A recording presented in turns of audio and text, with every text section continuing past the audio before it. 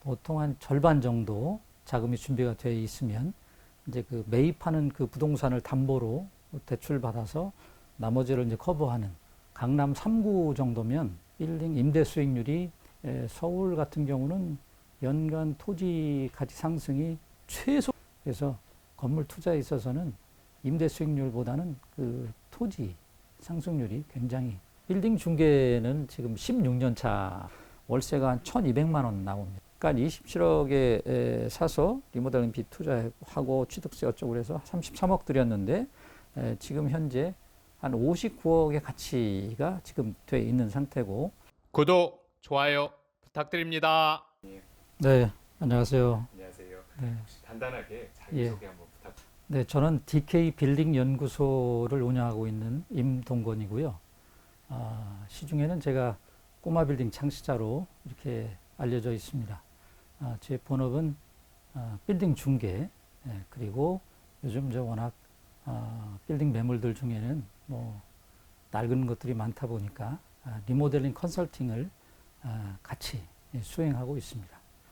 그리고 이제 제가 꼬마 빌딩 책만 이제 6권을 집필하다 보니까 사람들이 꼬마 빌딩 창시자로 이렇게 인정해 주는 것 같습니다.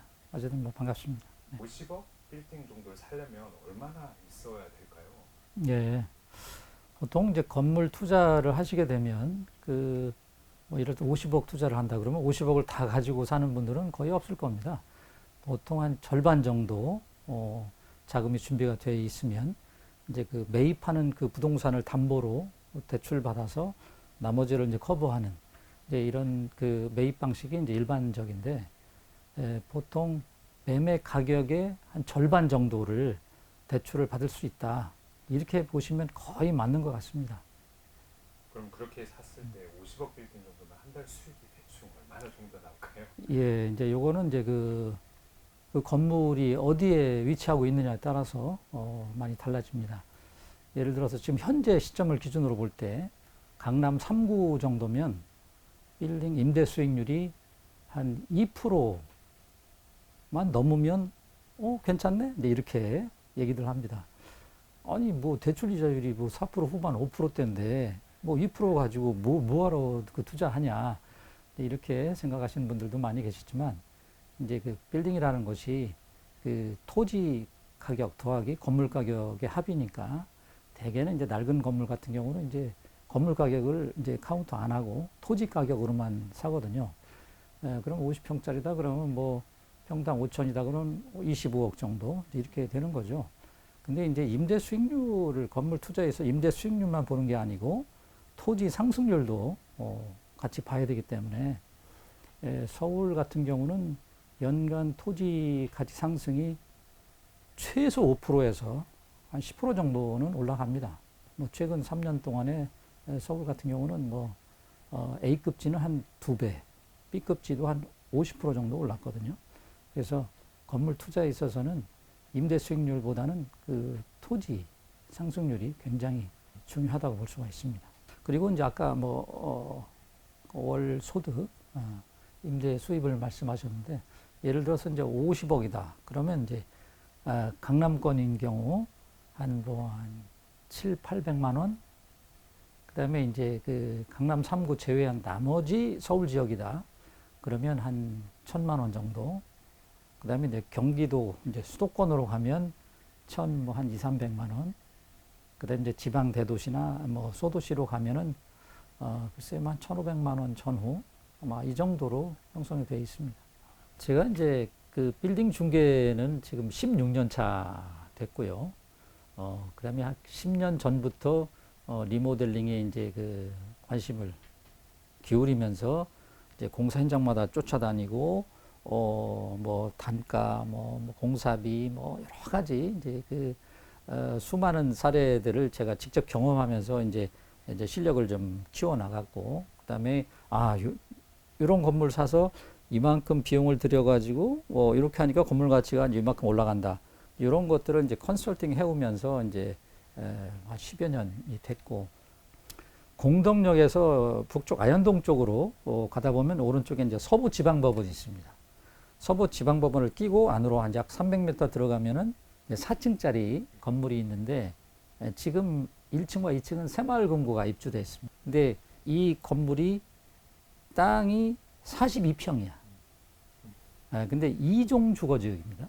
2종 주거지역이면 지금 이제 그 서울시 조례상 용적률이 200%입니다. 200%인데 얘가 한 50년 됐거든요. 지금 한 50년 됐어요. 그런데 그 지을 때 용적률을 297%를 받았어. 지금 지으면 200%가 상한선인데 얘는 거의 100%를 더 받은 거잖아요. 그리고 건폐율도 지금 지으면 59.9%인데 74%야. 근데 42평짜리 땅에 뭔 건물이 이렇게 커. 제가 이렇게 봤을 때, 그래서 이제 건축물장 떼봤더니, 건폐율도 엄청나게 이제 많이 찾아먹고, 용적률도 엄청나게 쌓아먹은 거지. 근데 리모델링이 좋은 게, 신축을 하면 지금 현행법에 맞춰야 되지만, 옛날에 뭐 50년 전에 뭐 지었던 뭐 30년에 지었던 그 지을 당시 허가받은 그 조건대로 그대로 인정을 받아요. 그렇기 때문에 그 과거에 지은 건물 중에 보면 건폐율도 초과, 용적률도 초과된 것들이 많아요. 그런 거는 리모델링에 진짜 아주, 이게 이제 그런 거였는데, 그래서 지금 이제 이 건물주가 이제 27억에 샀어요. 사가지고 이제 공사비를 5억 정도 들여서 뭐 취등록세 뭐 이렇게 해가지고 한 3억 5천 정도 이제 말하자면 본전이지.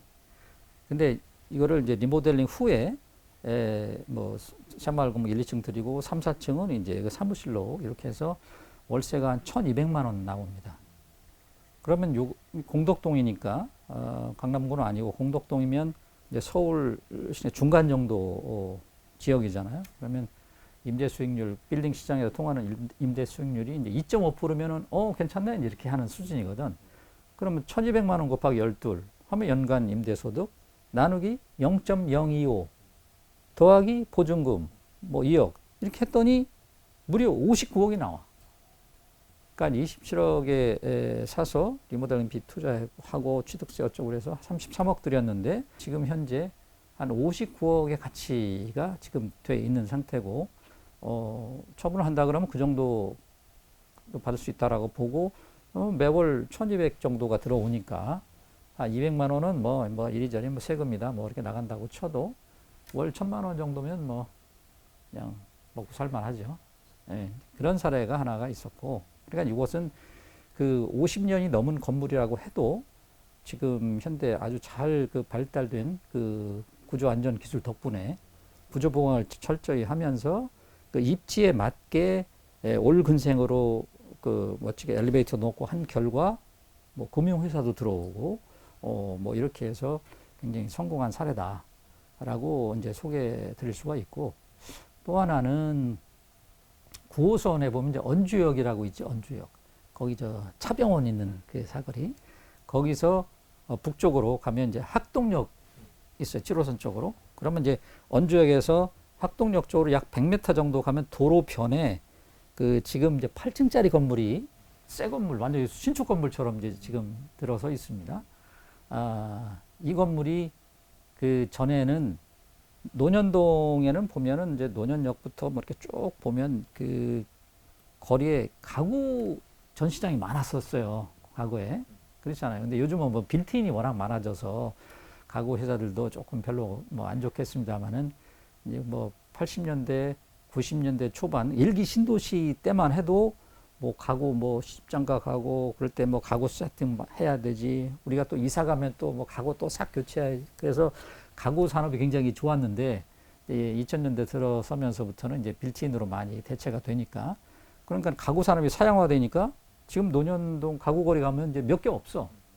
그러니까 얘도 이제 그 사양화되던 그 가구 전시장이었던 건물이야. 4층. 근데 이 건물을 그 구조봉학을 거쳐서 사계층을 증축을 했어요. 4층짜리인데 야 4층을 더 얹으면 이 건물 짜부라져서 무너지는 거 아니야 이렇게 생각할 수 있잖아요.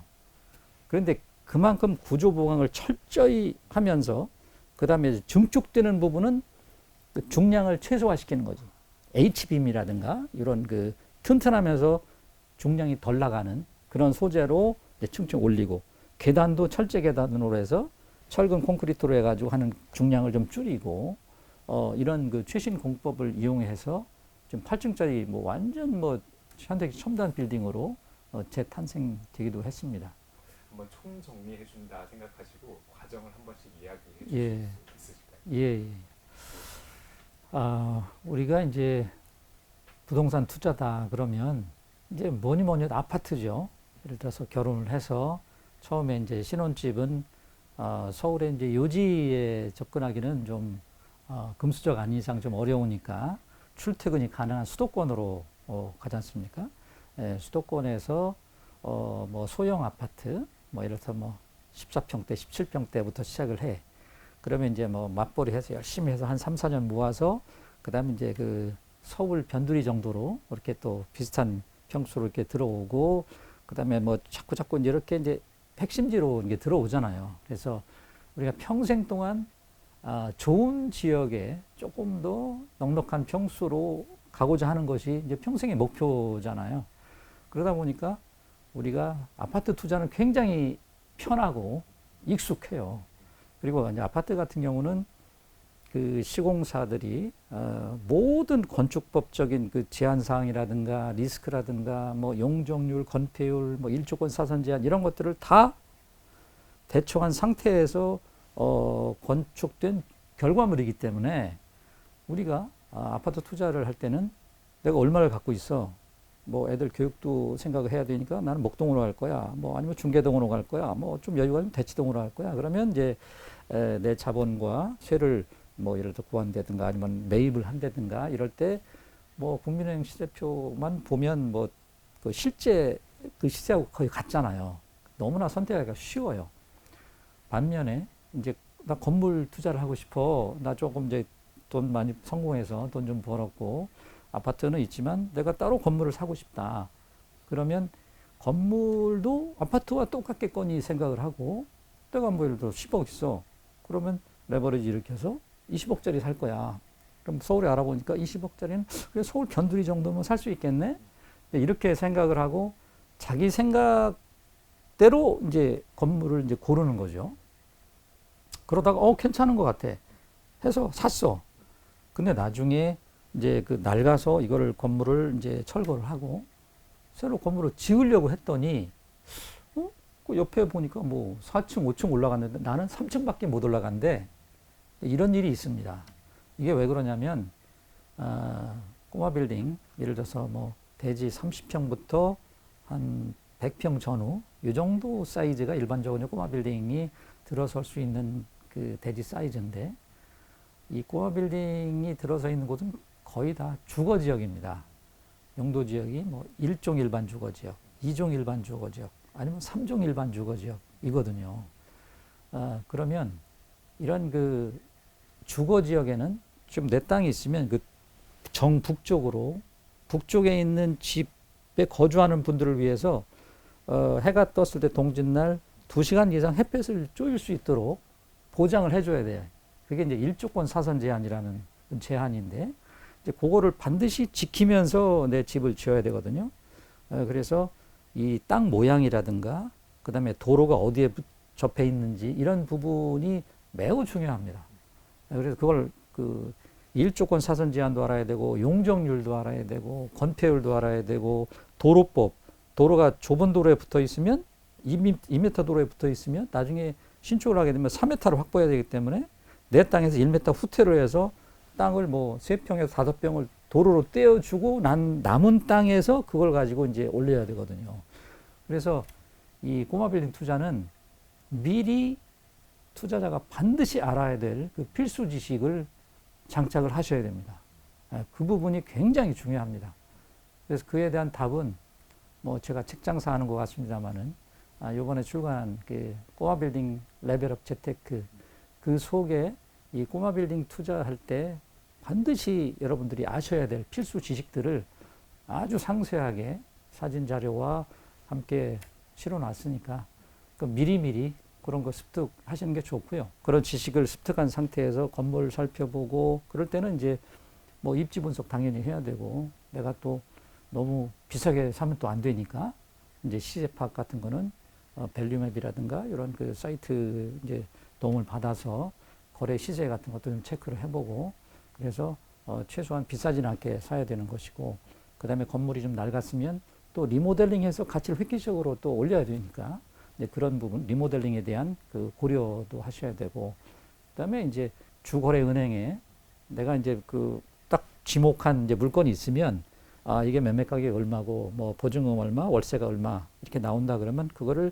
이제 은행 담당 직원분한테 토스해 주면 그분이 이제 그 탁상 감정을 이제 의뢰합니다. 그러면 탁상 감정가가 나오면 그 가격에 한 60% 선에서 대출이 되니까, 그럼 이제 내가 종잣돈이 얼마, 그럼 대출로 커버하는 게 얼마, 보증금 얼마, 이제 요거 이제 그 자금 그 계획이 끝났으면은 이제 뭐 계약을 하시고, 뭐 중도금 잔금 치르하는 것은 이제 일반 아파트 절차와 똑같이 움직이시면 됩니다.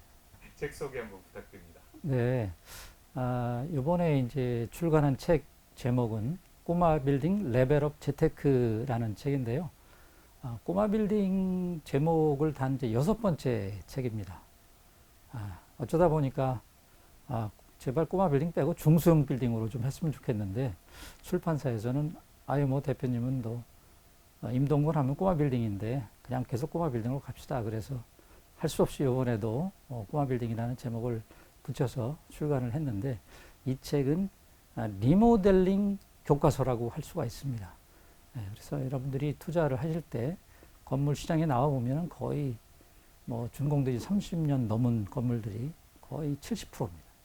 그렇기 때문에 그 낡은 건물을 사서 그대로 임대 수익용으로 사용하시기에 너무 불편하니까 리모델링을 어쨌든 꼭 해야 되기 때문에, 그러면 이제 투자자분들이 또는 이제 기존의 낡은 건물 소유자분들이 리모델링을 그러면 어떻게 해야 되지?